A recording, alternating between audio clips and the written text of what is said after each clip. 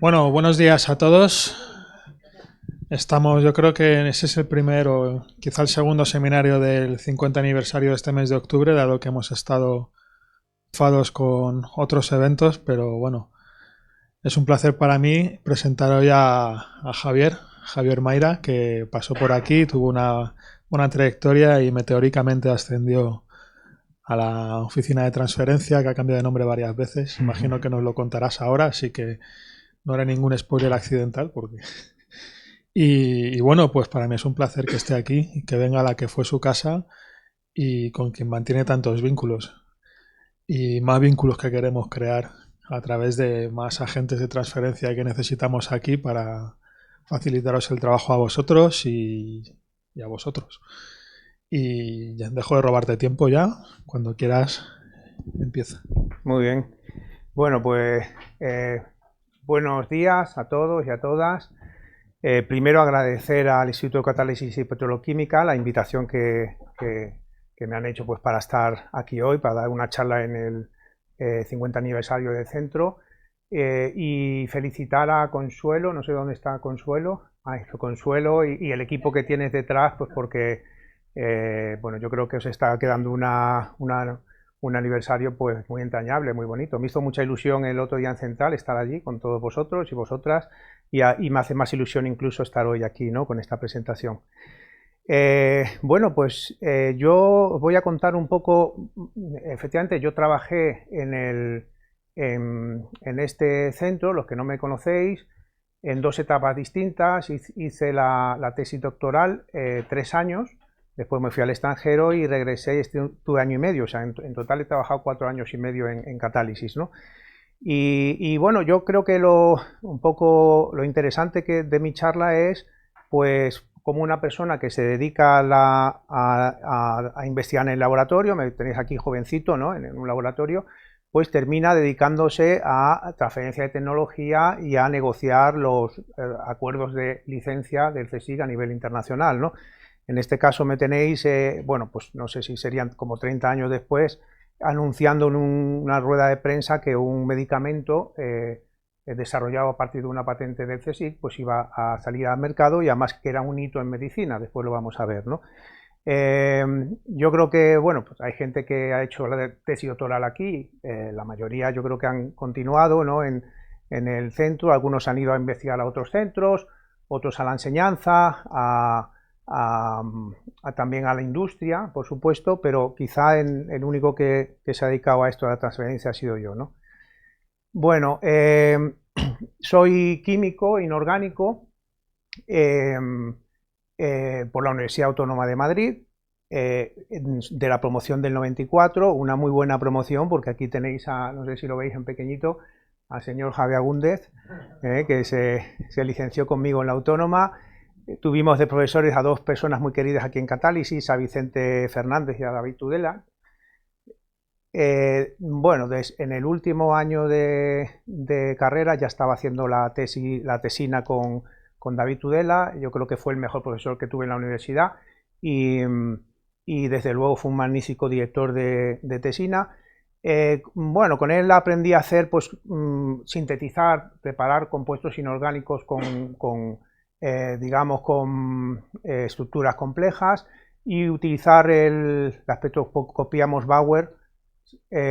Sí, yo creo que apaga un poquito la luz, ¿no? Porque si no, no se ve muy bien. Como método de caracterización, la tesina tenía era un trabajo cortito, pero yo creo que muy bonito, porque quería demostrar que el isomersif, un parámetro de la espectroscopía Mos-Bauer, se podía utilizar para detectar un tipo de información sobre este tipo de compuestos, una teoría que tenía David, la demostramos y cada vez que le pregunto si sigue vigente la teoría me dice que sí. La última vez que le vi en la Autónoma me dice que sigue vigente, ¿no? Bueno, con esa experiencia de preparación de compuestos inorgánicos y un poco vamos, de conocimiento de espectroscopía y tal, pues llegué aquí a Catálisis, empecé a hacer la tesis doctoral con Javier Soria. Una pena porque en aquellos tiempos, claro, no había fotos, no teníamos cámara de fotos en los móviles y tampoco había fotografía digital, y ahí no tengo ninguna foto en el laboratorio de aquella época. Después de la segunda época sí que tenemos alguna. Pero bueno, estos son mis primeros 3 años aquí en Catálisis. Realmente hice una tesis doctoral que, bueno, parecida a las que yo creo que tampoco aporté mucho a lo que se hacía en aquel momento en el laboratorio. Utilizábamos el EPR pues, para estudiar los mecanismos de reacción. Yo estudié la tesis en la fotooxidación de etanol, acetona y eticetona. Quizá la única parte un poquito novedosa con respecto a otras tesis que se habían hecho es que yo trabajaba en fase gas y los anteriores habían trabajado en fase acuosa. No hay, como comentaba, muchas fotos de aquella época. Tengo de la celebración de mi tesis. Veréis aquí que esto siempre gusta, ¿no? A gente que está todavía jovencita. Está Maribí, está Mari Carmen. Mari Carmen, no sé si... Ay, no te había visto. No han cambiado mucho, como veis. Siguen muy jovencitas las dos. Bueno, Ana Bamonde por aquí. Javi, Miguel Ángel Bañares. Y después, pues claro, hacíamos fotos también, pues hubo una excursión que organizó Isabel Díaz, la actual vicepresidenta adjunta, ¿no? que ya en aquel momento era capaz de organizar una salida a la laguna de Peñalara con gente de distintos laboratorios, organizarnos a todos, o por ejemplo en una casa rural en Granada. Tengo esta foto también. Aquí está Marcos, por ejemplo, no sé si te acuerdas, Marcos, de aquella salida que hicimos, con gente de distintos laboratorios también y tal, ¿no? Bueno, de esta primera etapa, pues tengo un poco estas fotos. A partir de ahí, pues me fui bueno, continué la carrera investigadora, me fui a Hong Kong a hacer la estancia postdoctoral, a trabajar con el profesor Kim Lu-Yeung. Fue Miguel Ángel Bañares en que me puso en contacto con él, y la verdad es que se lo agradezco mucho. Y bueno, pues ellos allí utilizaban eran gente que preparaba otro tipo de material, no tenía que ver con fotocatálisis, pero utilizaban un método hidrotermal que me pareció muy curioso. Estuve viendo un poco lo que hacían y decidí aplicar un poco a mis fotocatalizadores los métodos de síntesis que estaban haciendo, y de allí pues surgió este procedimiento. Procedimiento que publicamos en aquella época, que te permitía obtener óxido de titanio con la misma composición, ¿no? Pero con distinto tamaño de partícula. Y es más, te permitía controlar el tamaño de partícula. Nos íbamos de los 20 nanómetros a tamaños de partícula muy, muy pequeños, ¿no? Bueno, pues estuvimos estudiando estos fotocatalizadores. Claro, al disminuir el tamaño de partícula aumentaba la superficie, el número de centros activos, lo que cabría esperar, y entonces cabría esperar un aumento de la fotoactividad del fotocatalizador. Y sin embargo llegaba un momento en que obteníamos un tamaño óptimo de actividad y después se desplomaba, ¿no? Entonces esto fue muy curioso. Estuvimos viendo a ver qué es lo que pasaba con estos fotocatalizadores, y vimos que, claro, a tamaño de partícula muy pequeño ya no solo había digamos, condiciones estructurales de los catalizadores, sino también electrónicas, ¿no? Había que estudiar las características electrónicas, no solo estructurales, de esos catalizadores con tamaño de partícula muy pequeñito. Así lo hicimos. Vimos que se desplazaba que los niveles electrónicos de los fotocatalizadores se veían afectados por ese tamaño de partícula, se desplazaba el espectro de absorción del fotocatalizador, y eso afectaba la actividad, ¿no? Bueno, todo esto se publicó, lo publicamos en un Journal of Catalysis, que bueno, esto no está actualizado, es de la última vez que fui allí a Hong Kong y di una presentación.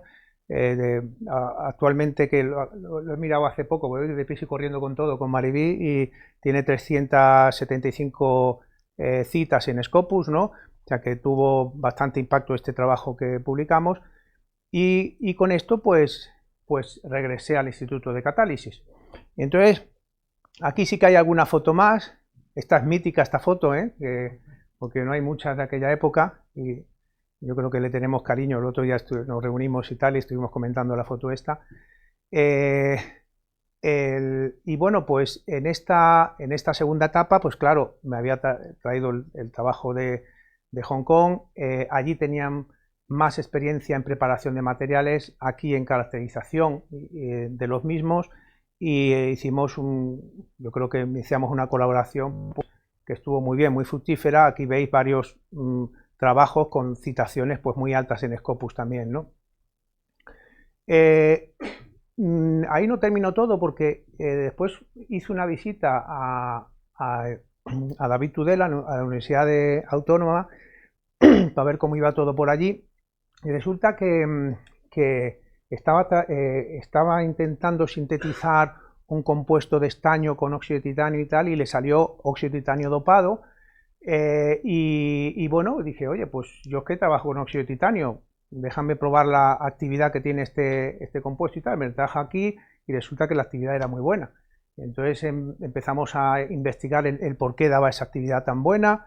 Para ese trabajo se contrató a Fernando Fresno, y que después fue el que continuó todo este trabajo. Y entonces, pues bueno, empezamos una colaboración. En aquel momento estaba colaborando pues estaban los tres centros que había desarrollado mi investigación, ¿no? Por un lado tenía la colaboración con Hong Kong y por otro lado pues la colaboración con la Universidad Autónoma, ¿no? Bueno, tenía una línea de investigación bastante definida y estaba sacando pues bastantes publicaciones, ¿no? Y en ese momento pues me ofrecieron trabajo en la empresa privada. Entonces, bueno, son decisiones complicadas, ¿no?, que uno toma en la vida. Desde luego que yo tenía una beca todavía, me ofrecían un trabajo con un sueldo pues bastante más alto de lo que cobraba, indefinido, etcétera. Pero yo creo que no solo fue eso, ¿no?, porque en la investigación uno tiene que tener paciencia en determinadas situaciones. Yo creo que también me apetecía un poco probar, siempre había estado trabajando en el ámbito académico, me daba la sensación de que trabajaba mucho para publicar y me apetecía meterme en algo diferente, ¿no? Y bueno, pues acepté el trabajo, cambió mi vida profesional totalmente y me fui a una empresa, IDETRA, Innovación, Desarrollo y Transferencia de Tecnología, que se dedicaba a gestionar proyectos, sobre todo proyectos europeos, ¿no? Entonces empecé como gestor y coordinador de proyectos del programa Marco, del sexto programa Marco. También estuve trabajando en proyectos de cooperación interregional y proyectos incluso regionales que lo que trataban era de establecer una transferencia de tecnología entre centros de investigación y sectores tradicionales, ¿no? Ahí empecé a aprender y a trabajar pues con los conceptos de colaboración pública-privada, derecho de propiedad industrial, explotación de tecnologías, acuerdos de consorcio. Trabajando para la Comisión Europea, pues entré en contacto con la propia Comisión y la Comisión me ofreció un trabajo como Project Technical Assistant. El trabajo consistía en que los oficiales de proyecto pues tenían que hacer seguimiento de un número muy alto de proyectos, a lo mejor 40, 50 proyectos, no daban abasto. Entonces estábamos los PTAs, que lo que hacíamos éramos los que íbamos a las reuniones de proyecto, al kick-off meeting, midterm, final meeting, etcétera. Veíamos cómo hacíamos el seguimiento del proyecto y enviábamos un informe al Project Officer y él tomaba las decisiones, las decisiones las tomaba él en conforme a la información que le traspasábamos nosotros, ¿no?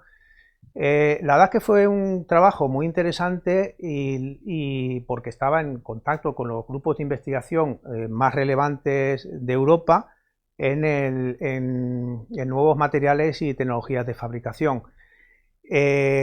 Y sobre todo porque, claro, eran consorcios donde había empresas, habitualmente grandes empresas y centros de investigación. Y entonces aprendí muchísimo de la colaboración público-privada, empresa, centro de investigación y lo que comentaba antes, los derechos de explotación, propiedad industrial, patentes. Todo eso era fundamental, prioritario. Esto fue una enseñanza muy buena, ¿no? Estuve 2 años trabajando para la Comisión Europea. Trabajo muy interesante, pero muy intenso, mucho viaje, y cuando mi situación familiar cambió, decidí que venían responsabilidades, decidí que tenía que cambiar y hay un sitio un poquito más tranquilo.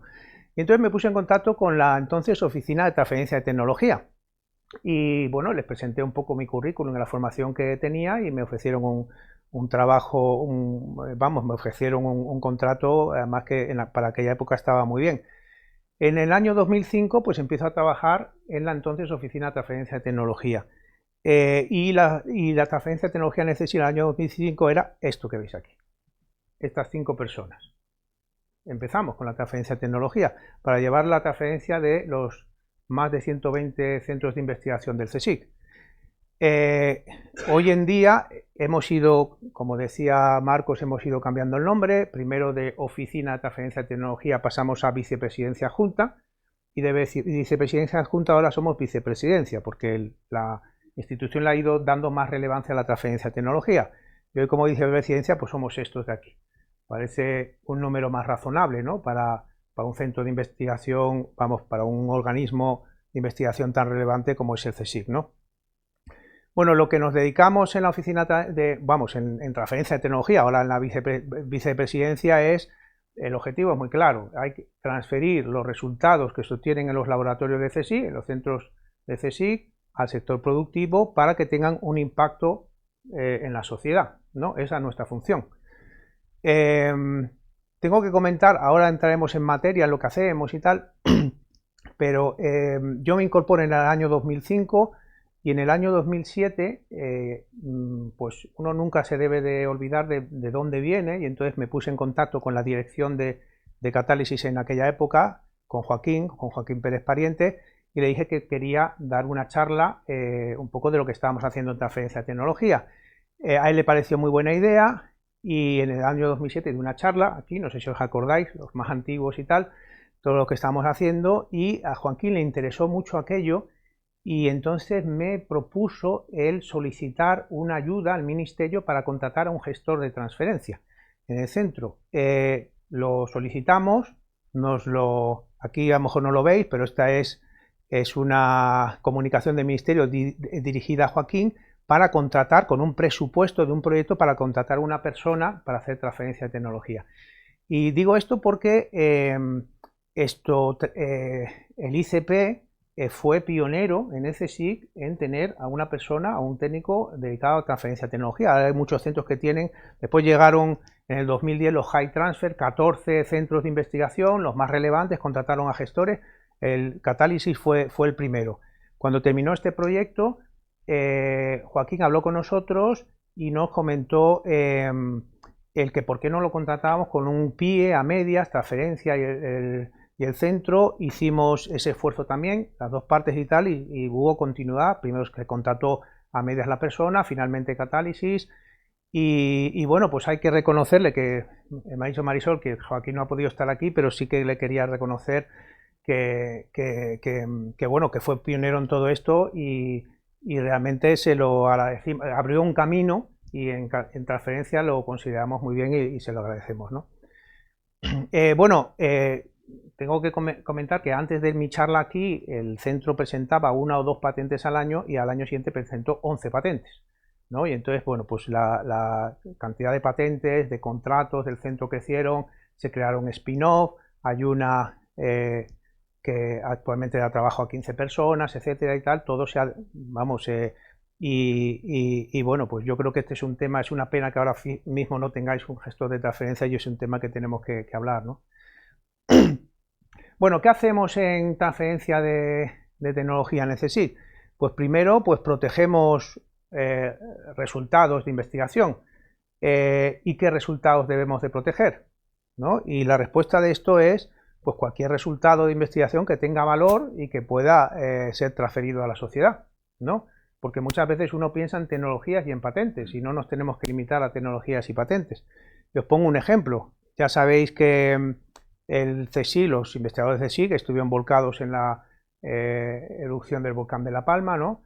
Y Inés Galindo, que es la que dirigía todo aquello, en un momento dado se puso en contacto con nosotros, me llamó: oye Javier, que tengo el Cabildo de La Palma nos está pidiendo unos mapas térmicos que hemos desarrollado, donde te indica la temperatura de las distintas coladas de la isla y tal, para reconstruir esto una vez que el volcán había dejado de de estar en actividad, ¿no? Para reconstruir la infraestructura de la isla, pero hay una empresa alemana que trabaja con el Cabildo que está detrás de esos datos y me inquieta mucho que los consiga. Entonces quiero firmar un contrato de confidencialidad con el Cabildo. Le dije, no, Inés, eso no es lo que hay que hacer. Si tienes unos datos que tienen valor, los vamos a registrar, ¿no? Los protegemos, los registramos y después firmamos una licencia de uso con el Cabildo, ¿no? Entonces esa licencia de uso, en este caso, es gratuita, ¿no? Porque es para reconstruir evidentemente somos públicos y tenemos vocación pública. Para reconstruir la infraestructura de la isla, la licencia va a ser gratuita, pero si la empresa alemana está detrás de estos datos y va a hacer negocio, pues le cobraremos podrá utilizarlo, pero cobrándole una regalía. Ese es un poco el concepto que tenemos, ¿no? Y desde luego que no hay que limitarse únicamente a patentes y tecnologías. Bueno, veis aquí en la tabla los distintos activos que hemos ido protegiendo del CSIC. Hemos ido diversificando. Al principio de todo, en el 2005, protegíamos mediante patente y redactábamos nosotros, esos 5 personas que veis ahí, las patentes del CSIC. Hoy en día tenemos una agencia de propiedad industrial que redacta las patentes y protegemos pues mediante patente, modelo de utilidad, secreto empresarial. Cada vez trabajamos más con secreto empresarial y hacemos el estudio de qué es mejor, patente o secreto empresarial, dependiendo. De hecho, cuando tenemos una tecnología que tiene novedad, tiene aplicación, funciona, tiene aplicación, resuelve un problema, pero no tiene actividad inventiva, no se puede proteger mediante patente, ¿por qué no registrarlo mediante secreto empresarial y transferirlo, ¿no? Y eso es lo que estamos haciendo. Patentes de procedimiento son débiles, no es fácil demostrar la infracción de un procedimiento. La patente ya sabes que son públicas. Después en China, una empresa china puede utilizar nuestro procedimiento y no es fácil que nos enteremos, pues los estamos protegiendo más mediante secreto empresarial, etcétera. Ese estudio lo hacemos en la oficina, ¿no? Pero bueno, ya veis que sigue siendo la patente la principal forma de proteger tecnologías, y en algunos sectores, en medicina o biotecnología, que pones un producto en el mercado que es muy fácil de copiar por ingeniería inversa y que cuesta muchísimo dinero ponerlo en el mercado, o hay una patente o nadie va a querer invertir en tu proyecto, ¿no? Bueno, a partir de ahí, una vez que tenemos las tecnologías protegidas, pues las promocionamos, ¿no? Bueno, hemos tenido distintas formas de promoción. Desde luego que hemos estado antes de la pandemia en las ferias tecnológicas más importantes del mundo, en países europeos, en Estados Unidos y en Japón.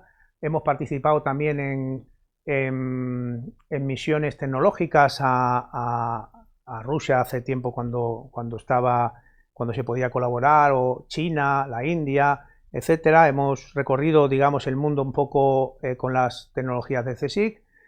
Quizás la feria que nos ha dado mejor resultado es Nanotech en Tokio, y bueno, pues hicimos una misión exploratoria y fuimos dentro del pabellón español que financiaba el ICEX, nos dejó un espacio para el CSIC.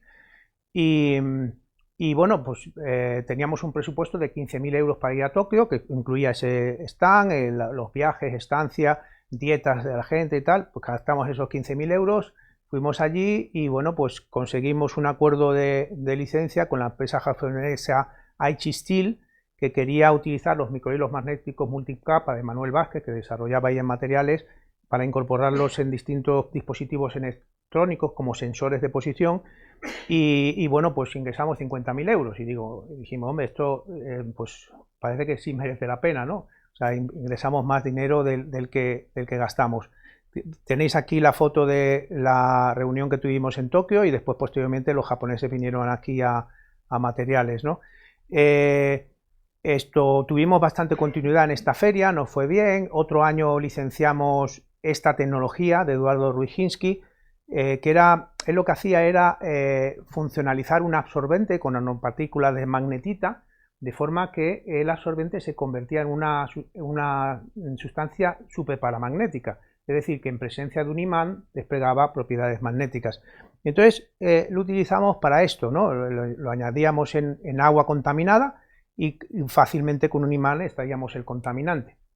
Esto lo licenciamos a Nanobiomatters, lo llevamos a la feria y lo licenciamos en Nanobiomatters, y curiosamente 10 días después de que saliéramos de Japón fue el terremoto con el tsunami en Fukushima, y entonces Eduardo se puso a trabajar en funcionalizar estos absorbentes para extraer cesio radiactivo del agua, que es el problema que tenían en Japón, y lo consiguió. Y entonces al año siguiente fuimos a Japón con nuestro absorbente que absorbía cesio radiactivo, ¿no? Y nos reunimos con Nikiso, la empresa que estaba gestionando todo el agua de Fukushima.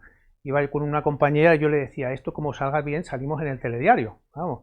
Y finalmente estudiaron nuestra propuesta, no nos dieron una respuesta allí en la feria, pero estudiaron nuestra propuesta y decidieron no licenciar la tecnología. Nunca lo entendí porque han ido almacenando agua contaminada y de esta manera hubieran estado almacenando polvo, ¿no?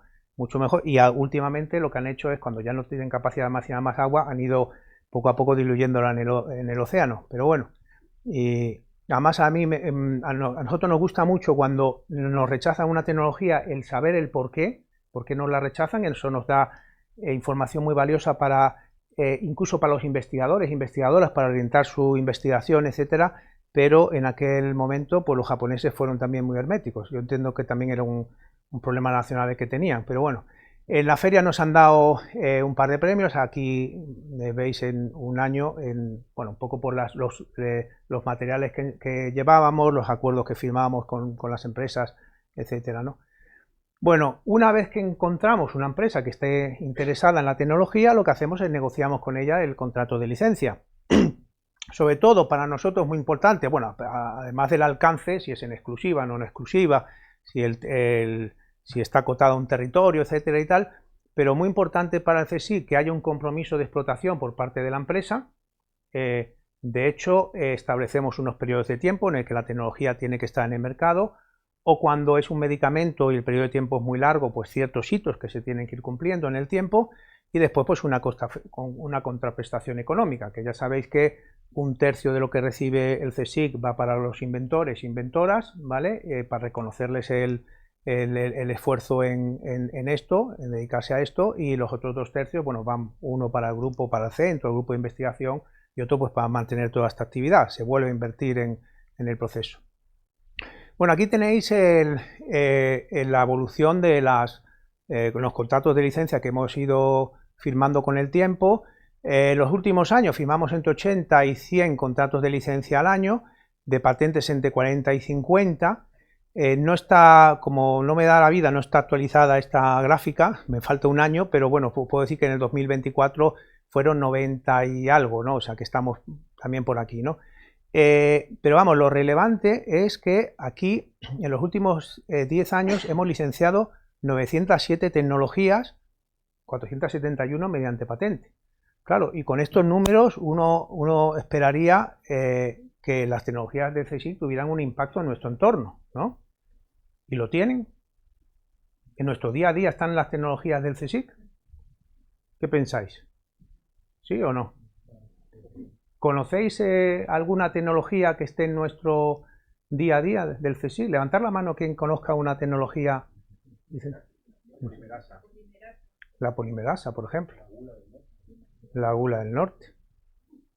Bueno, yo os voy a demostrar que las tecnologías del CSIC están en nuestro entorno más que la polimerasa y la gula del norte, que también las he metido en la presentación, pero voy a demostrar que sí, que las podemos encontrar, lo que pasa que muchas veces no lo conocemos, ¿no?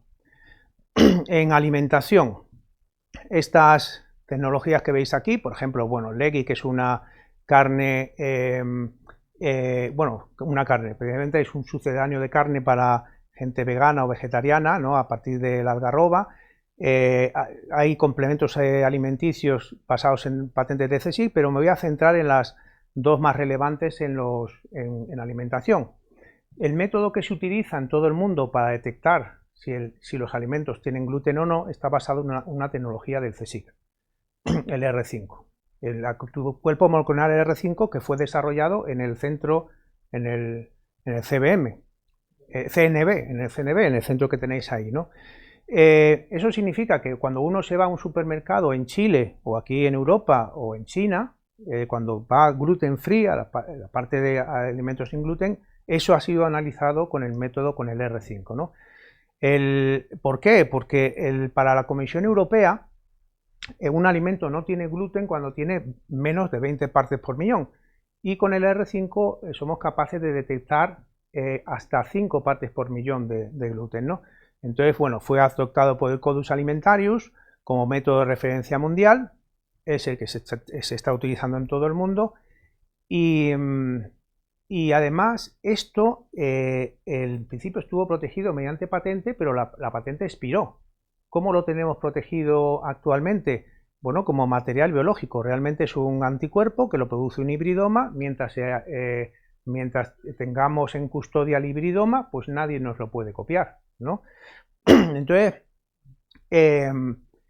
cuando fuimos a licenciar esto, resulta que, bueno, había dos empresas interesadas en la licencia, ¿no?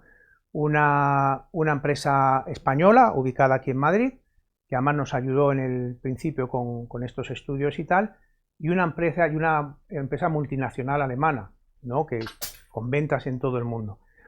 Claro, la empresa española, si se lo licencias a la empresa española, potencias el tejido del entorno, creas puestos de trabajo, además de calidad, etcétera. Si se lo licencias a la empresa alemana, vas a tener muchas más ventas, más regalías y más impacto a nivel internacional. ¿Y a cuál se lo debemos de licenciar? ¿Qué pensáis? La española es un tema complicado, es un tema complicado. No, nosotros, un poco como ejemplo, claro, nosotros tenemos que tomar este tipo de decisiones, ¿no? Pero en este caso, pues lo que hicimos fue licenciárselo a los dos, ¿no? Y entonces está licenciada con el compromiso de no licenciárselo a nadie más. Y se licenció a Ingenasa, una empresa en Madrid que actualmente tiene laboratorios y no sé, tiene a lo mejor 30 doctores contratados, etcétera, y la empresa alemana R Biopharma. Una cosa que sí es verdad es que, claro, se licenciamos a la empresa española por el tema de crear puestos de trabajo, etcétera y tal, y pasa con muchas patentes de CSIC, al final llega una multinacional francesa, Eurofins, y absorbe a la empresa española debido a que tiene mucho éxito por esta tecnología, y ya se convierte en una empresa francesa.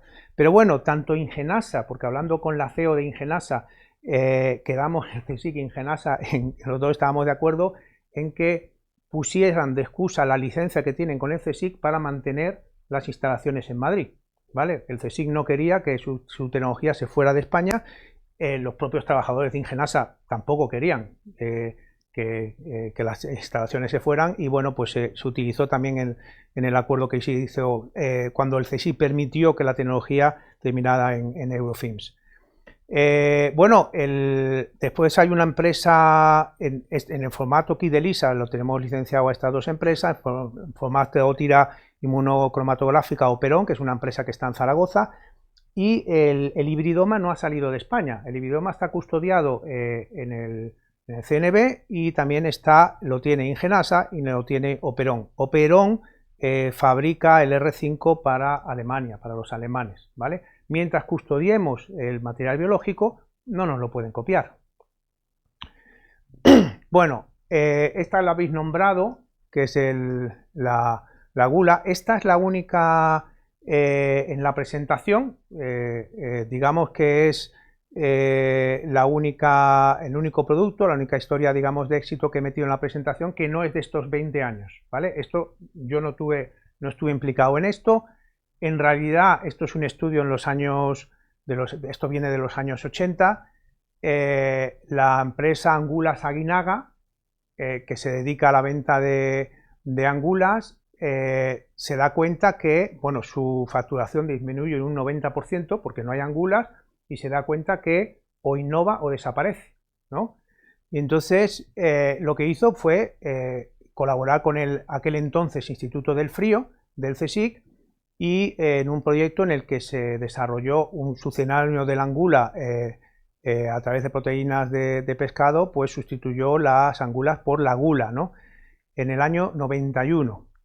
Esto se licenció, es que no había ni oficina de transferencia de tecnología en el CSIC, ni experiencia, ni la transferencia de tecnología estaba regulada, porque el Real Decreto que regula la transferencia de tecnologías de centros públicos de investigación a empresas se publica en el año 2002. Estamos hablando de aquí en los años, principios de los 90, ¿no?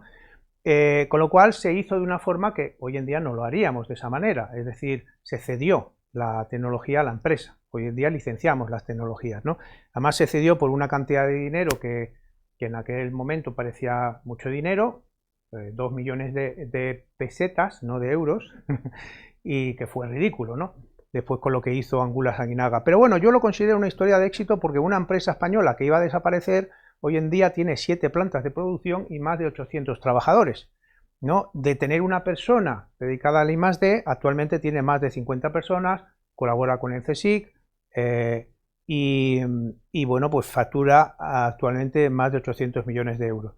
Bueno, fijaros el impacto, es un caso antiguo, todavía está el producto en el mercado y el impacto que puede tener, ¿no? Pues una tecnología transferir una tecnología del CSIC. Bueno, pasamos a medicina. En medicina, Alofisel fue pues un hito en la historia de la medicina porque era la primera vez. En medicina se había utilizado las células madre de un individuo para tratarse a sí mismo, pero la primera vez que se utilizó las células madre de un donador para tratar a un paciente fue con Alofisel. No solo eso, sino que las células madre se utilizaban no solo por su capacidad regenerativa, sino también inmunomoduladora y antiinflamatoria. Es un medicamento desarrollado para tratamiento de las fístulas complejas de la enfermedad de Crohn. Este medicamento, bueno, teníamos una patente inicial que era del CSIC, después se creó Celerix, una spin-off, que lo que hizo fue probarlo con los ensayos en animales, la preclínica, funcionaba muy bien y entonces se fusionó con Tigenis, una empresa belga, y Tigenis hizo los ensayos clínicos. Una vez que la Agencia Europea del Medicamento aprueba este medicamento, primera vez que se aprueban las células madre en un medicamento, pues llega la empresa japonesa Takeda, la internacional Takeda. Primero se hace con la sublicencia. Esta es la rueda de prensa que hacemos para anunciar que va a salir al mercado y se va a explotar este medicamento. Primero Takeda se hace con la sublicencia y después compra Tigenix y es parte, y ya lo tiene todo Takeda, ¿no? Bueno, esta patente se está explotando aquí en las fístulas de la enfermedad de Crohn, aquí en el Hospital La Paz mismo de Madrid utiliza este medicamento, y en otras partes del mundo también. Además, como vamos recibiendo las regalías, sabemos dónde se utiliza y dónde no se utiliza, ¿no? Y bueno, lo único es que expira precisamente este año. Ya vamos a dejar de recibir regalías por la explotación de esta tecnología. Bueno, hablando de salud y tal, los test serológicos del COVID-19, ¿no? Cuando nos encerramos durante el COVID, pues en los 3 meses del confinamiento, en el CNB desarrollaron unos test serológicos que tenían una fiabilidad cercana al 100%, mientras que en aquel momento sabíamos todos la situación que vivíamos. Los test que estamos utilizando en España tenían un 60% de fiabilidad. Pero lo curioso de estos test fue que los investigadores del CNB utilizaron una proteína del virus que no estaba expuesta, a la proteasa, y entonces al no estar expuesta, en realidad uno no esperaría reacción por parte de los anticuerpos, no esperaría que se pudiera utilizar en diagnóstico, ¿no? Sin embargo, funcionaba muy bien y protegimos esta proteína mediante patente. Hubo discusiones al respecto porque uno decía, ya, pero es una proteína de virus, utilizar en diagnóstico una proteína de virus no tiene actividad inventiva. Vamos, sí, es obvio y tal, para un experto y decía, hombre, nadie la ha utilizado precisamente porque no está expuesta, no es obvio porque no está expuesta. Bueno, al final lo protegimos mediante patente. Después utilizamos otras 2 proteínas, la N y la S, que utilizaba todo el mundo. Los vectores de expresión particulares que teníamos en el CNB los protegimos mediante material biológico, hicimos el registro de material biológico. Y bueno, pues finalmente lo que ofrecimos y licenciamos en su momento fue la patente que protegía la proteasa, el material biológico de las proteínas S y N y la combinación de las mismas en los test, ¿no? Que al final esto es conocimiento secreto industrial, know-how. Un poco lo pongo como ejemplo de que cuando licenciamos, muchas veces no licenciamos una patente, ¿no? Utilizamos varios métodos de protección en la misma tecnología. Bueno, aquí veis la noticia, el CSIC desarrolla test anticuerpos con una fiabilidad del 98%. Esto lo licenciamos el término de no exclusividad porque la dirección del CSIC en aquella época decidió que las patentes del COVID no se iban a licenciar en términos de exclusividad a ninguna empresa, tenemos que trabajar con la no exclusividad. Se licenció a la empresa Immunostep, que está en Salamanca, y bueno, esto es en el telediario de la 1, además en aquel momento necesitamos buenas noticias en el país, salimos aquí en el telediario con Rosa, la presidenta, los investigadores, etcétera, y aquí pues en la rueda de prensa anunciándolo, ¿no? Pero la cosa no quedó así, porque la Medicine Patent Pool contactó con nosotros interesados en llevar estos test a países que los necesitaban y no tenían. Por ejemplo, sobre todo querían a países africanos. Entonces, bueno, pues llegamos a un acuerdo con ellos, les licenciamos la tecnología de forma que ellos pudieran licenciarlo a países en África que buscasen y licenciasen a empresas africanas para su fabricación para esos países que lo necesitasen. Las condiciones que pusimos fue que si los test se fabricaban, independientemente que fuera una empresa africana o no, con una empresa europea que fabricase esos test para África, el CSIC no recibiría regalías, ¿vale? De forma altruista poníamos a disposición la tecnología para esos países. Si se fabricaban para Alemania, Portugal, Italia, etcétera, sí recibíamos regalías, las propias de estos contratos, ¿no? Bueno, pues yo creo que esto de esta manera además ganábamos todos. Los test de CSIC llegaban a países que de otra manera no hubieran llegado. La OMS y la Medicine Patent Pool llevaban los test a estos países que lo necesitaban y esos países obtenían los test. Bueno, aquí está lo que organizamos allí en Central del CSIC con el director de la OMS, ¿no? Y bueno, pues como veis ahí, por ejemplo, un artículo en El País, la tecnología anti-COVID marca España, llegará a los países más pobres, encabeza España el giro hacia la justicia pandémica, tuvo bastante repercusión esto.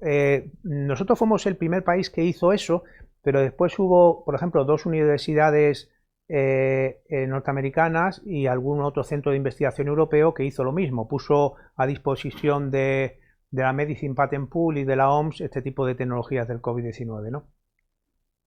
Bueno, otra cuestión que durante el COVID-19 sí que otra condición que pusimos es que las tecnologías relacionadas con el COVID-19, para las licencias que firmásemos, tenían que comprometerse las empresas a fabricar en España, ¿no? El problema que tuvimos de que se inicia la pandemia y no había, todo venía de China y había un problema importante en conseguir la tecnología, ¿no?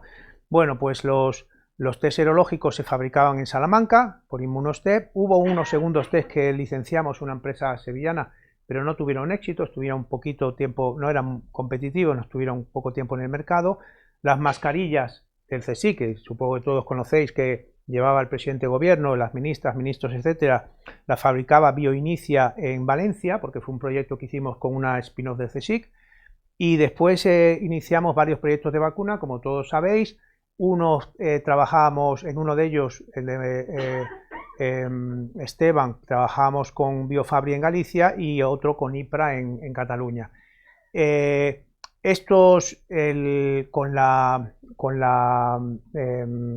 el proyecto de vacuna de Mariano Esteban llegamos hasta la fase, hasta presentar el dossier a la Agencia Española de Medicamento.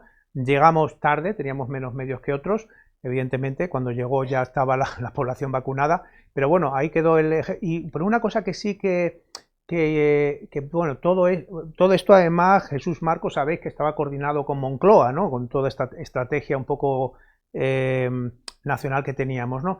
Y lo que sí quedó fue que tanto Biofabri como IPRA hoy en día producen vacunas humanas, porque eran dos empresas muy potentes en vacunas de animales, ¿no? En sector veterinaria, y ahora pues estamos en proyectos con ellos de vacuna y se fabrican vacunas en España, ¿no? Y esperemos que se mantenga esta estructura, pero contribuimos un poco desde CSIC a que se fabricasen este tipo de tecnologías en territorio nacional.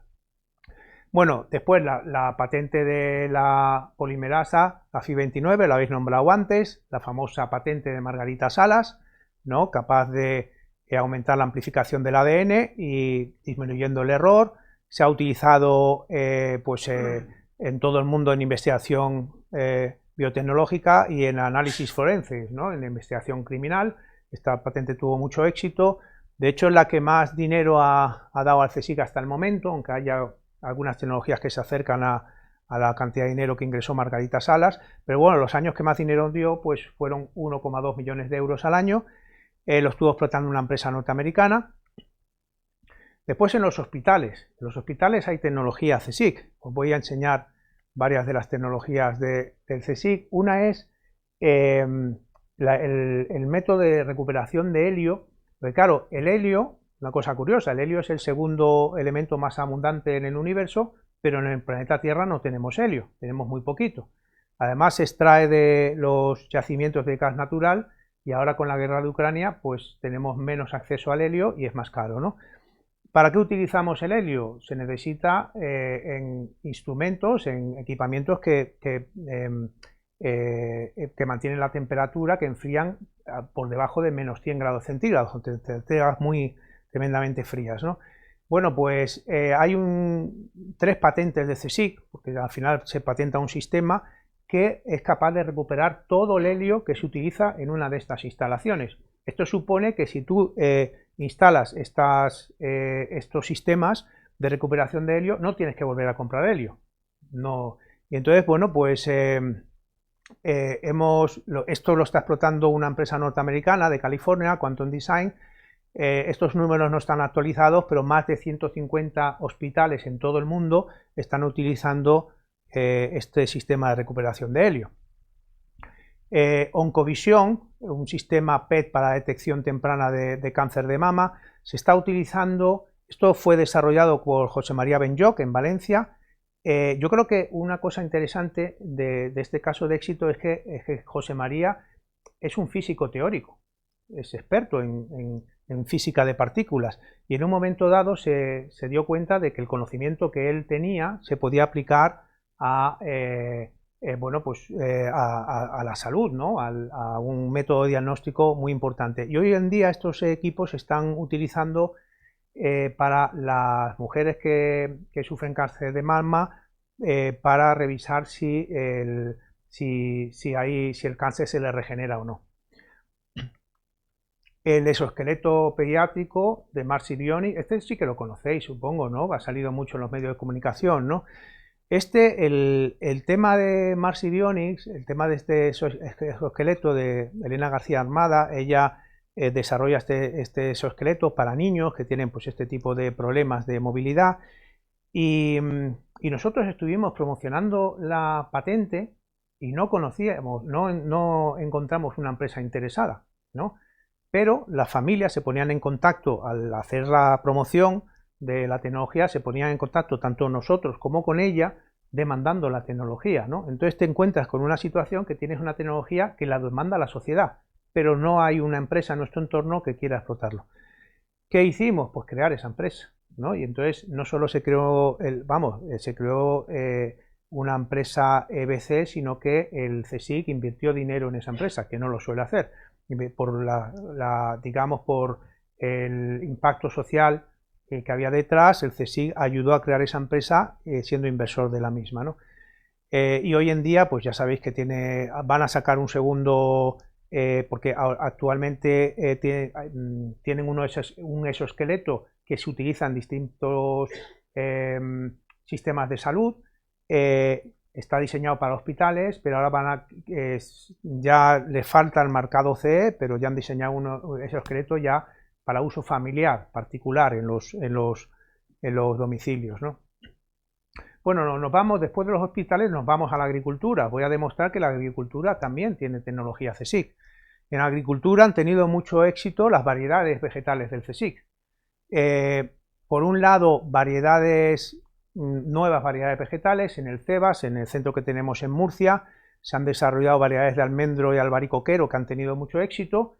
Las de albaricoque, pues, bueno, son variedades que las frutas tienen distintos colores, sabores, más resistentes a enfermedades, florece antes el albaricoque, llega antes al mercado, etcétera. En almendro, sobre todo, trabajamos con el tema del momento de la floración para que el almendro no sufra heladas, etcétera, ¿no? Bueno, han tenido mucho éxito, se han plantado miles de hectáreas en Murcia, en Castilla-La Mancha y en Andalucía, y porque están, digamos, diseñadas para esos climas. Y después lo que hemos hecho es transferir a países que tienen un clima parecido a los nuestros. Empezamos con griegos, italianos y turcos, y después los hemos llegado a Argentina. Hemos hecho algo, pero no lo he metido aquí, pero tengo que quitarlo porque no hemos tenido continuidad. Sudáfrica también estamos trabajando con ellos, etcétera. Después, en recuperación de variedades que habían desaparecido, con la filosera que arrasó las vides europeas, desaparecieron muchas variedades, y esta investigadora, Carmen Martínez, que aquí el país la llama la maga de las cepas centenarias, se dedicó a recorrer Galicia para recuperar, porque había cepas, vides, que estaban plantadas en sitios que no eran agrícolas, no eran zonas agrícolas. Entonces ella se dedicó a localizar estas vides para recuperar variedades vegetales, bueno, algunas que se habían extinguido. Ha recuperado 30, de esas ha seleccionado aquellas que son pues más resistentes a plagas, etcétera y tal, y sobre todo ha recuperado, que ella es asturiana, trabaja en Galicia, pero es asturiana, y ha recuperado el albarín blanco, que es una variedad de vid asturiana que había desaparecido, y hoy en día pues se fabrica este vino asturiano. Además, como ahora está bastante de moda el tema de probar vino de la zona, ¿no?, lo autóctono, pues bueno, pues es una producción limitada, te cuesta unos 15 euros la botella. Los años en que lo licenciábamos, por Navidad nos enviaban a la oficina de transferencia de tecnología botellas con las que brindábamos y esas cosas. Ya se han olvidado de nosotros, pero bueno, pues si vais a Asturias y probáis este vino, pues que sepáis que está basado en tecnología CSIC. Pero no solo eso, pero ella, Carmen Martínez, ha recuperado la rosa, un tipo de variedad vegetal de rosa que crece en los valles del sur de Asturias. Realmente es una nueva variedad, está basada en una variedad que existía en esos valles. Es un híbrido entre esa variedad y alguna otra, y ha conseguido esta, que la ha nombrado como Rosa de Narcea, porque es del Valle de Narcea, de donde es ella, y ha creado una EBC, se llama Aromas de Narcea, porque esta rosa, que además tiene un color curioso, ¿no?, como veis aquí, pues es por el clima en el que crece, tiene mayor intensidad aromática y es muy buena para hacer perfume. Y un valle, digamos, de la España vaciada, ¿no?, con muy poca actividad económica, ella la ha recuperado. Ahora resulta que a través de esta EBC se plantan rosas, se colectan rosas, empresas de perfume internacional han viajado allí, etcétera, ¿no? Y podéis ver el impacto que puede tener pues una investigadora, ¿no? La ciencia que puede hacer una investigadora, lo que puede afectar a una zona, y además incluso que necesita actividad económica, ¿no? Bueno, y ya voy finalizando la presentación para que no se os haga muy largo. Dos cosas me quedan nada más. Este ejemplo ya lo conocéis todos y seguro que os lo ha explicado Isabel mucho mejor de lo que yo pueda explicaros. Ya tenéis aquí a Luis también. Lo único que destacaría es una investigadora que se va a vivir a Etiopía, detecta un problema que tiene la gente de allí, y cómo, claro, con un laboratorio detrás que son expertos en en zeolitas y tal, pues son capaces de funcionalizar una zeolita para resolver ese problema. Esto realmente es ciencia para la sociedad, ¿no? Y además Isabel es tan activa, Isabel y su grupo, lo que están detrás suya, ¿no? Pero ella es súper activa y entonces nosotros realmente aquí, les ayudamos a proteger la tecnología, a llegar a acuerdos y firmar acuerdos y tal, pero ella se manejó y se movió muchísimo para llevar la tecnología a Etiopía firmando contratos con 2 ONGs. Esto se licenció a una empresa canaria, Tagua, pues porque en Tagua tiene el mismo problema que en Etiopía, es zona volcánica y el agua tiene fluoruros, ¿no? Pero bueno, el impacto de nuevo, ¿no? que puede tener una investigadora que se preocupa por resolver el problema de su entorno con el conocimiento que tiene ella y su grupo, ¿no? Y ya voy a finalizar la presentación ya que estamos en las fechas que estamos, con el tema de la DANA, ¿no? Esto le llamamos nosotros transferencia en emergencias, porque hay ciencia en emergencia y transferencia en emergencias también. Cuando se produjo la DANA, a la semana siguiente ya estábamos llegando a acuerdos con CEMES y TOLSA. Ya sabéis que el CSIC desplazó a investigadores allí. Félix López es el que condujo un poco la investigación que se hacía allí en la zona afectada por la DANA. Y Félix estuvo trabajando en conseguir un material para solidificar el lodo, para extraer el lodo de los garajes de las casas. Lo consiguió, también ha salido en los medios de comunicación, entiendo que habéis visto incluso alguna prueba que hizo en algún programa, etcétera. Y bueno, pues lo pusimos de forma gratuita a disposición de la gente. Bueno, primero lo estuvimos aplicando en los propios garajes, pero aparte de eso, a disposición de forma gratuita a las empresas valencianas del entorno. Igual que también desarrolló un sistema antihumedante para tratamiento de paredes, que tiene un problema enorme, ahora ya están solucionándolo con las humedades que dejó la DANA en las casas. Eso lo pusimos de forma gratuita para las empresas valencianas. Ya veis el patrón con el que trabajamos, y fuera de la DANA de Valencia, evidentemente, lo licenciamos con regalías, etcétera, ¿no? Pero en la zona afectada, pues queríamos contribuir a la recuperación de aquello y de forma gratuita, ¿no? Y después, con el tema de los lodos, se ha acumulado un montón de lodo en Catarroja, y además parte del cual lo hemos tratado, el CSIC, y hemos firmado un convenio hace muy poquito con el Ayuntamiento de Paiporta para convertir todo ese lodo, que fue otra línea de investigación, esta se desarrolló en el Torroja, para convertir el lodo en material mobiliario urbano y adoquines, ¿no? Y ahora mismo hay un convenio, pues, para tratar todo ese lodo y convertirlo en mobiliario urbano en Paiporta. Y bueno, yo creo que con esto os he convencido, entiendo, que las tecnologías de CSIC ya hemos visto que están en los supermercados, ¿no? En los hospitales, en la agricultura, en las farmacias, o sea, que tienen más impacto de lo que pensamos. De hecho, este es un estudio que hizo una agencia Thomson Reuters, una agencia norteamericana, donde aparecen las 25 instituciones gubernamentales más innovadoras del mundo, y el CSIC está en la posición número 21. ¿No? Y es lo que digo yo, no somos campeones de liga, pero jugamos en primera división, ¿no? Que no está mal. Entonces, a todo esto, a la gente jovencita que está aquí, comentaros que bueno, que esta es una salida profesional interesante, creo yo, pues para una persona que tiene conocimientos científicos y se ha formado en investigación. Si en algún momento, no es que quiera quitar personal a Catálisis, que seguro que lo necesitáis, pero si alguna persona se está planteando que no va a continuar en la investigación, bueno, pues esta es una opción. Es un trabajo bonito, a veces bastante, y Mariví lo sabe, bastante demandante. Muchas de estas cosas son urgentes, hay que trabajar a veces de noche, fines de semana, etcétera, pero muy satisfactorio, porque tiene digamos, ves un poco el resultado del trabajo que realizas, ¿no? Y bueno, pues para los que ya sois más veteranos y tenéis vuestra carrera profesional de investigación consolidada, recordaros que estamos ahí y que por favor protejáis los resultados de investigación que puedan tener impacto en la sociedad, y trabajaremos con vosotros en intentar transferirlo. Y por mi parte, nada más. Muchas gracias por vuestra atención.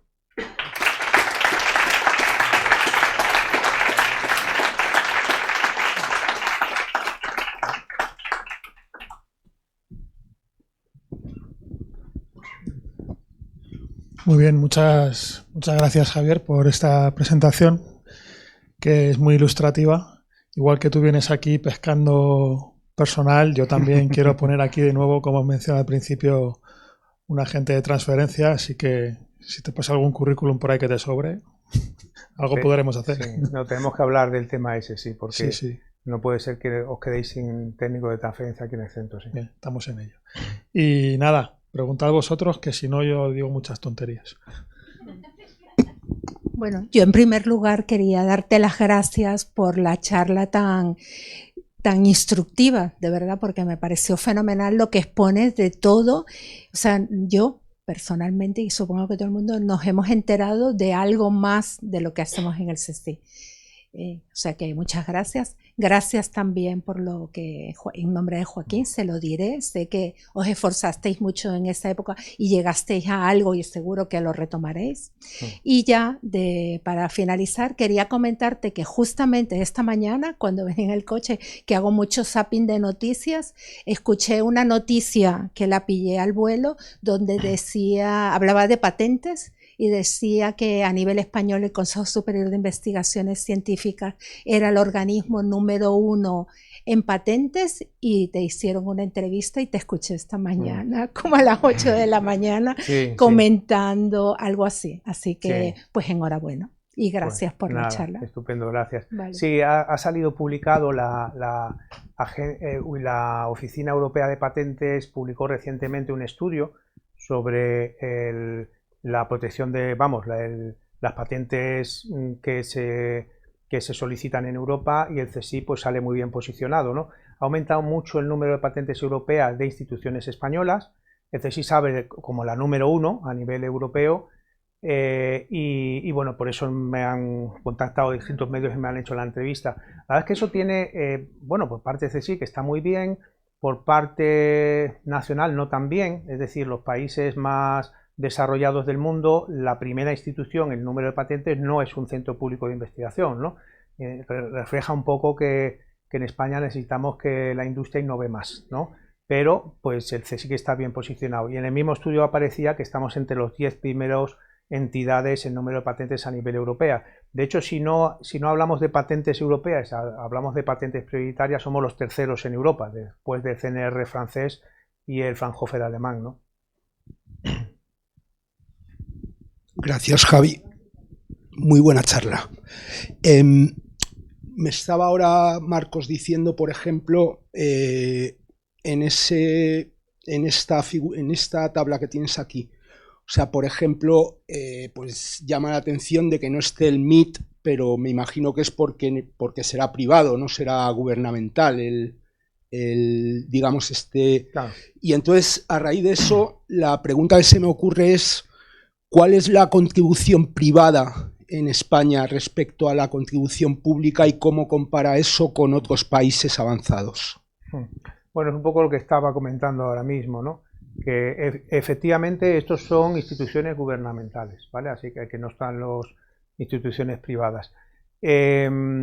Esto en España tenemos, bueno, ya sabéis que el número de publicaciones, España está muy bien, lo sabéis mejor que yo, ¿no? Muy bien colocado. En innovación no estamos tan bien. En número, igual que en número de publicaciones, estamos, ¿no? Podemos estar entre el 10, el 15, ¿no? A nivel mundial, en innovación nos vamos al puesto, en innovación, en patentes nos vamos al puesto 20 y pico, ¿no? No estamos donde estamos situados, ¿no? Creo que se tiene que sacar más provecho de la ciencia que se hace en España en general, pero si lo analizas, sector público, sector privado, es lo que comentaba antes, el sector público, el que el CSIC sea el número 1 en patentes en España, para el país, yo creo que no es una buena noticia. Debería ser una empresa.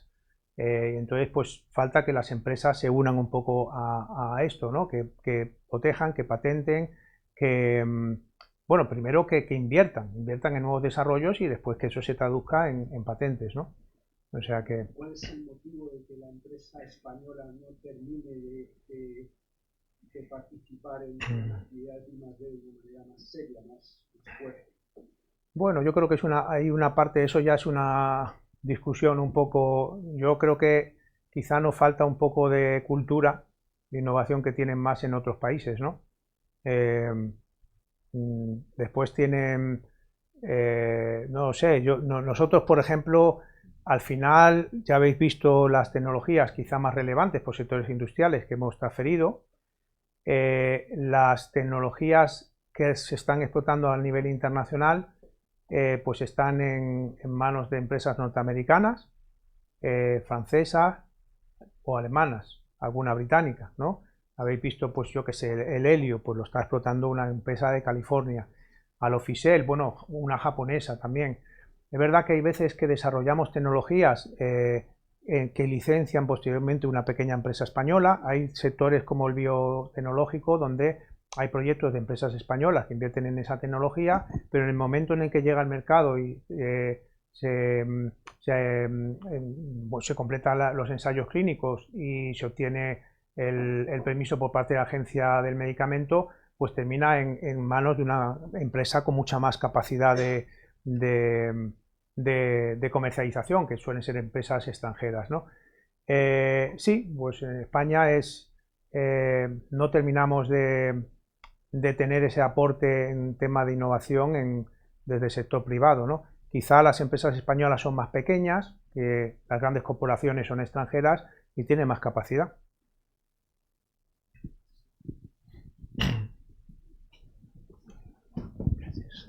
Muchas gracias, Javier. Realmente muy instructivo, muy inspirador. Pero quería añadir un comentario a lo que tú acabas de decir. Nosotros hemos estado trabajando durante tiempo con empresas españolas en contratos y demás, pero la inmensa mayor parte del tejido empresarial español son pequeñas y medianas empresas. Y existía el chiste antiguamente de que la primera inversión de un empresario era su Mercedes, la segunda el chalet y la tercera el yate.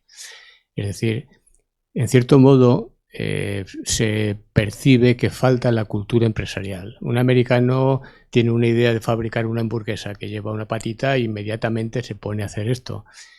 No sé hasta qué punto nuestra institución puede apoyar a crear esa cultura empresarial como para decir, aquí es donde está el negocio, la innovación, no en vamos a ver si doy un golpe con el ladrillo y me forro. ¿En qué medida el Consejo puede ayudar o apoyar ese tipo de iniciativas? Hombre, yo creo que el CSIC sí que tiene un impacto en el entorno, ya lo habéis visto un poco en la presentación con casos concretos que os he presentado. Cuidamos mucho el tema que ya puse antes en un dilema, ¿no? El tema de licenciamos una empresa alemana internacional o una empresa española. Realmente, fijaros que en aquel momento podíamos haber licenciado en exclusiva a la empresa alemana y ya está. Y tuvimos, y además, hombre, la negociación fue más compleja, pero entendíamos que tenía que ser de esa manera, ¿no? Y decidimos que la tecnología se tenía que producir, que fabricar en España también y que tenía que crear puestos de trabajo aquí en Madrid, ¿no? Entonces, esa inquietud en el CSIC la tenemos, desde luego, y bueno, el impacto, realmente el CSIC está teniendo un impacto importante. El año pasado presentamos, para que el emprendimiento lo lleva mi compañero Javier Chávez, ¿no? Pero presentamos lo que era el catálogo de empresas de base, bueno, ahora se llama de base en el conocimiento, empresas que se han creado a partir de las tecnologías de CSIC, y realmente el impacto que tiene CSIC en el sector productivo es muy relevante, y en puestos de trabajo también. Quizás podía haberlo incluido en la presentación también, aunque ese tema no lo llevo yo, pero es un tema importante, ¿no? Se crean muchos puestos de trabajo a través de las... Bueno, el Oncovisión, la de José María Benlloch, los sistemas que detectan, diseñados para detectar el cáncer de mama en situaciones tempranas, ¿no?, de desarrollo, tiene más de 50 empleados, ¿no? Entonces, y además las spin-off realmente al final emplean a gente son empleos de calidad, con conocimientos científicos, muchos son doctores, ¿no? O sea que sí, tiene un impacto importante. Estamos jugando ese papel, para eso también hay que potenciar la transferencia de tecnología. Yo lo que veo un poco es que el CSIC estamos bastante avanzados, hay otros centros que no tanto, no tienen el CIEMAC, que antes lo estábamos comentando y tal. En CIEMAC, conozco a científicos en el CIEMAC que están haciendo muy buena ciencia y muy buena tecnología, y ellos les está costando arrancar un poquito con todo esto, ¿no? De proteger sus tecnologías, crear empresas, etcétera y tal. Hay otros centros en España que deberían de ser más activos, las universidades españolas también, algunas que sí, otras que no tanto. En Valencia, por ejemplo, las universidades, hay buenas universidades y están haciendo mucho en transferencia de tecnología, pero en otros sitios no, ¿no? Bueno, es poco a poco el ir trabajando en todo esto. Vale, Javier, gracias por la charla, a mí me ha encantado también. Y te quería preguntar también, puede parecer un poco repetitivo sobre lo que estos dos últimos comentarios, pero el enfoque mío va más hacia la inversión pública que supone la financiación de los proyectos que dan lugar al desarrollo de estas tecnologías. Entonces, o sea, me parece muy bien la filosofía que estás explicando que tiene el CSIC, pero mi pregunta es ¿hasta qué punto esa visión está blindada? Es decir, que la financiación pública de alguna manera se revierta al beneficio de la sociedad a través de lo que tú estás diciendo, spin-offs, trabajos de calidad, etcétera, y se blinde un poco frente a la empresa grande tiburón americana o alemana que se la va a comer. ¿Hasta qué punto se puede eso como blindar para que no dependa de la mejor o peor voluntad que tengan los directivos del CSIC del momento? Sí, hombre, es complicado regular eso desde un centro público de investigación como es el CSIC, es complicado. Pero bueno, fijaros que es que al final... fijaros que nosotros con Ingenasa, ¿no? En el momento en el que lleva Eurofins, la multinacional francesa, y absorbe Ingenasa, sí que, como necesitaban la tecnología del R5, sí que le pusimos la condición, y los propios de Ingenasa estaban de acuerdo en que se mantuviesen las instalaciones en España, en Madrid. Nosotros mucho más no podemos llegar, es un tema complicado. Hombre, yo creo que, fijaros, la primera la transparencia, la diapositiva que puse, en el año 2005 éramos 5 personas, ahora somos más de 50 personas. Yo creo que la mentalidad de los investigadores ha cambiado mucho. Ahora es mucho más fácil, hay muchos más investigadores que tienen la inquietud de sacar provecho de la ciencia que están haciendo. De lo que era antes. Después hay proyectos que no existían antes, ¿no? Los proyectos de prueba de concepto, por ejemplo, la colaboración público-privada, sí que se está cada vez invirtiendo más en este tipo de proyectos. En Europa también, cada vez se exige más el tema de la transferencia de tecnología. Quizá también un problema que, claro, estos investigadores e investigadoras que he ido enseñando en mi presentación, pues en algunos momentos, y además nosotros, bueno, hacíamos un poco, se desahogaban con nosotros, decían que sus propios colegas no les reconocían bien el trabajo que estaban haciendo, es decir, publicaban menos a cambio de, pues esto, ¿no? Desarrollar una tecnología, centrarse en la patente, en el proyecto de desarrollo de la patente junto con la empresa, no sé qué y tal. Cuando entras con una empresa, la empresa no te deja publicar, ¿no? Entonces decía que después llegaban a las oposiciones, ¿no? O el proceso de promoción, y a ellos sus propios colegas, porque al final los tribunales están constituidos por científicos, ¿no? Los propios científicos evalúan a los científicos. Nosotros no estamos en esos tribunales. No se les reconocían ese trabajo que hacían, ¿no? Yo creo que ahora se reconoce más. Ya ha aparecido en el BOE, no quizá tanto como a lo mejor podría ser, pero ya parece que hay que evaluar también esa parte del currículum. Ha habido algún investigador que nos ha agradecido después del tema de la transferencia, decía, es que me presenté a científico titular, y yo tenía 50 y pico publicaciones y el otro tenía 50 y pico publicaciones, y los dos, bueno, 54, 58, más o menos, tal. Entonces, pero claro, yo tenía transferencia y él no, yo tenía patentes licenciadas, tenía un producto en el mercado, un tal, había creado una EBC, no sé qué y tal, y se notaba ese impacto que había tenido en mi investigación y él no, ¿no? Y en esa situación, pues yo saqué la plaza de científico. Yo creo que se valora quizás no tanto como debiese, también eso es una opinión mía y sería un debate interesante, pero bueno, poco a poco va cambiando el país, ¿no? En estos 20 años yo he visto un cambio enorme, ¿no? Y bueno, pues yo creo que hay que seguir por esa línea. Hola. Sí. Hola, muchas gracias por la charla. Me ha encantado, la verdad, es que muy interesante. Yo te quería hacer una pregunta más sobre la organización de la oficina del CSIC, porque a veces, al menos para mí es un poco confuso, a veces que es justo lo que decías, o sea, está emprendimiento, después está lo de Converge, luego estáis vosotros coordinando, pero tú llevas patentes por un lado, spin-offs, contratos NDA, ¿sabes? Nosotros a veces yo cuando lo hago no sé muy bien con quién hablar, supongo que es el mail general y luego vosotros lo movéis, pero si puedes contarlo así solo a rasgos generales para entender un poco a veces la estructura. Sí, además la estructura cambió hace un año, entonces no me extraña que tengas esa confusión, porque cambió hace un año. Ahora mismo está la oficina de transferencia de conocimiento, que yo soy el responsable, ¿no? Y por otro lado está la unidad de emprendimiento e innovación, que Javier Echave es el responsable. Realmente, si un investigador o una investigadora están interesados en crear una empresa en base a una tecnología suya, tiene que hablar con Javier Echave. Su contacto Javier Echave. Yo llevo dentro de la oficina de transferencia de conocimiento, hay 3 unidades. La unidad de protección, protegemos las tecnologías, lo que enseñé y tal. La unidad de promoción, que lo que hace es, pues eso, pues ir a ferias internacionales, visitar empresas, organizamos jornadas con empresas, etcétera.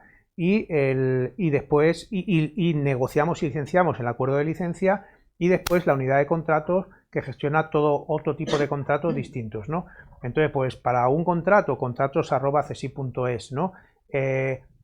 Para protección, antes era patentes@csi.es, ahora es protección resultados, para englobar un poco, porque parecía que solo eran patentes, ¿no? Y protección resultados, ahora csi.es. Para emprendimiento es la parte de BCs. O sea que eso, entonces, Converge es una iniciativa que hemos lanzado, pero no es un departamento, es una iniciativa que hemos lanzado con actividades que lo que tratamos de hacer es colaborar con empresas, impulsar la colaboración con empresas, es algo aparte. Por cierto que recientemente, y ya os lo comentaremos, se ha puesto en contacto la embajada, lo estamos comentando antes en el café, la embajada de Canadá se ha puesto en contacto con nosotros, pues tienen el mismo problema que tenemos los países europeos, que su vecino del sur pues está poniéndoselo complicado a la hora de colaborar, y nos ha dicho que está buscando colaboraciones con países europeos. Entonces hemos organizado una jornada online entre investigadores de CSIC y empresas canadienses. Os lo comunicaremos y tal. Pues eso dentro de Converge es eso, iniciativas para intentar transferir las tecnologías de CSIC.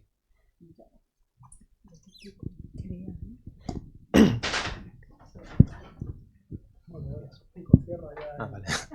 Bueno, ha sido muy interesante, la verdad que me ha gustado mucho la charla. Yo siempre tengo un dilema con lo de las patentes. Una vez que presenta la patente, he estado durante año y medio, digamos, oculto el texto de la patente, pero ya puedes publicar. Entonces yo he recibido mensajes distintos desde la OTRI, si merece la pena publicar o hay que esperarse mientras se negocia con empresas, porque por un lado me han dicho, bueno, si publicas, das publicidad porque eso tiene una difusión mundial de esa publicación. Pero también me decían, oculta alguna cosa, algún detalle práctico para que nadie te lo pueda también piratear. Y hay otros que me han dicho, no publiques hasta que no tengamos claro si podemos licenciar la patente o no. Entonces, no sé cuál es tu visión sobre esto. Hombre, hay que ver caso por caso, es un tema complicado. Yo creo que, por ejemplo, hay ciertas tecnologías que tienen un desarrollo muy largo, que yo creo que las tuyas probablemente estén dentro de ese desarrollo. Quiero decir, tú presentas una patente de un material, ¿no? Y el material en 2 años llega al mercado, ¿no? Pero un medicamento, por ejemplo, que tiene que pasarlo la preclínica, ensayos clínicos y tal, tiene un desarrollo muy largo. Después, si no hay preclínica, por ejemplo, es difícil que si tú necesitas ensayos previos para sacar la tecnología al mercado, es difícil en una situación muy inicial, cuando la tecnología está en un estado de desarrollo muy inicial, difícil conseguir que una empresa invierta en ello, ¿no? Entonces lo que os decimos muchas veces es, espérate a probar la tecnología, a tener esos ensayos para protegerla, siempre que no tengas, claro, la necesidad de publicar, ¿no? Y tal, ¿no? Espérate, cuando ya tengas más ensayos, presentamos la patente, porque ya sabéis que las patentes al año hay que decidir la extensión internacional. Y la extensión internacional la hacemos a través de la PCT, que cuesta 3.500 euros, entre 3.500 y 4.000 euros. y después tienes un año y medio más y ya entras en fases nacionales, y fases nacionales cuesta miles de euros. Eso lo tiene que financiar una empresa.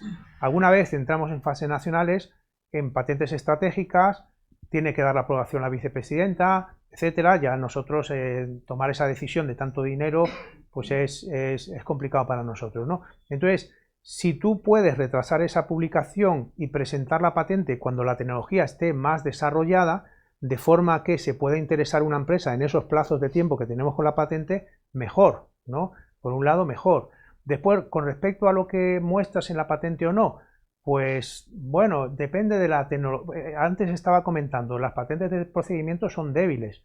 Una patente de procedimiento te la copian y es que no te enteras. Están utilizando tu procedimiento u otro. Tú ves el producto en el mercado, pero no sabes si realmente hay una infracción de patente, ¿no? Entonces, cuando proteges un procedimiento, si lo patentas, yo creo que es interesante reservarte una parte, o sea, que cierto conocimiento que no sea tan fácil de reproducir. Cierto conocimiento es importante guardárselo para uno. O sea, en patentes hay que buscar un poco un equilibrio entre lo que patentas y que va a salir publicado, lo que no patentas y es secreto empresarial, que es interesante también, un equilibrio, y el momento en el que patentas, ¿no? Que no es fácil muchas veces en un centro público de investigación, ¿no? Bueno, venga, va. Un comentario nada más. La charla está siendo tan... ¿Ya? Un comentario nada más para rematar, muy simple. Yo creo que está siendo tan interesante que hay que invitar a Javier a que venga y nos hable expresamente de todo esto cosa y que actualice la charla aquella que dio hace ya más de 15 años. Yo creo que aquí hemos venido seguramente los que conocemos a Javier y un poco los que pueden estar interesados, pero a la gente joven hay que actualizarla en estos temas. Así que yo te pido que lo convenzas para que o él o alguien de la oficina venga. Sí, tenemos una iniciativa que es le llamamos transferencia puerta a puerta, y que es ir a un centro del CSIC a enseñar lo que estamos haciendo y animar a los investigadores e investigadoras a que protejan, bueno, colaboren con empresas, etcétera. Les enseñamos las iniciativas que estamos, no las historias de éxito como hoy he enseñado, sino las iniciativas que estamos poniendo en marcha, etcétera, ¿no? Entonces, bueno, si lo solicitáis desde el centro, una transferencia puerta a puerta, no es que vaya yo, vamos un equipo de gente, ¿no? Y entonces vamos allí y por ejemplo, las iniciativas para crear una empresa de base tecnológica también, ¿no? Que eso ha evolucionado muchísimo en el CSIC y están haciendo un trabajo muy bueno, Javier Echave y su equipo, ¿no? Entonces, dentro de esas iniciativas que tenemos, sí que habíamos pensado a ver si hacíamos una aquí en el campus, ¿no? Más que en un centro, pues en el campus, y que los científicos de distintos centros, pues lo que pasa que también hay veces que vamos a un sitio y bueno, nos encontramos con una sala llena, como está hoy y tal, y hay veces que nos encontramos con poco interés, porque al final los investigadores están en su día a día, están muy ocupados, y te llegan los de transferencia y tampoco, y bueno, pues en fin, yo si realmente la gente se anima a venir y tal, y hay una demanda, pues la traslado a la vicepresidencia y podemos trasladarnos un día por aquí, ¿no? Y hacer algo. Por mi parte, ningún problema. Yo se lo traslado igualmente a mis vicedirectores, que pueden jugárselo a piedra, papel o tijera, quien se come esta. Y asimismo, ahora que acaba el 50 aniversario dentro de escasos 2 meses, habrá que sustituir toda esta actividad por un comité de seminarios, y dado que Manolo propones, yo te invito a que formes parte de dicho seminario, porque tampoco me sobran voluntarios para según qué cosas. Nosotros, la verdad, y con esto, hemos tenido una relación especial con Catálisis desde aquel seminario que di, ¿no? En el año 2007. Joaquín, que nosotros le tenemos mucho aprecio en transferencia, inició todo esto. Tuvimos muy buena relación con los siguientes directores, ¿no? Con Conesa, con Quique muchísimo además. Quique además se trabaja muy bien con él. Y ahora con que tú estás empezando, vamos a continuar contigo, que tenemos que hablar de negocios tú y yo. Pues mira, Así mira, que ahora en 15 minutos empezamos. sí, sí, sí. Así que nada, nosotros encantados. Catálisis tiene que tener, hacéis ciencia muy buena aquí yo creo que tenéis que tener un técnico de transferencia que saque provecho. Al final, para vosotros es complicado con vuestro día a día y un técnico aquí saca mucho más provecho de la investigación que estáis haciendo, ¿no? Muy bien.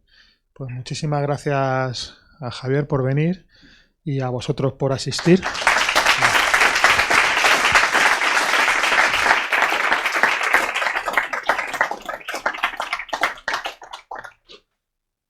Y como viene siendo tradición, pues nada, aquí los certificados se valoran mucho. Yo les he hecho una firma y Oye, pues luego la mitad de estos luego piden uno, ¿eh? No te creas. Eso espero, ya que los firmo. pues para el siguiente aniversario que hagáis de los 75 años, lo pondré ahí en la... Si llego, ¿no? Al siguiente director. Si sigo siendo director, más Sí. Para entonces, y esto es para ti también. Pues muy bien, muchas gracias, oye. La verdad es que un placer. Qué bonito, oye. Muy bien, oye, pues muchas gracias, ¿eh?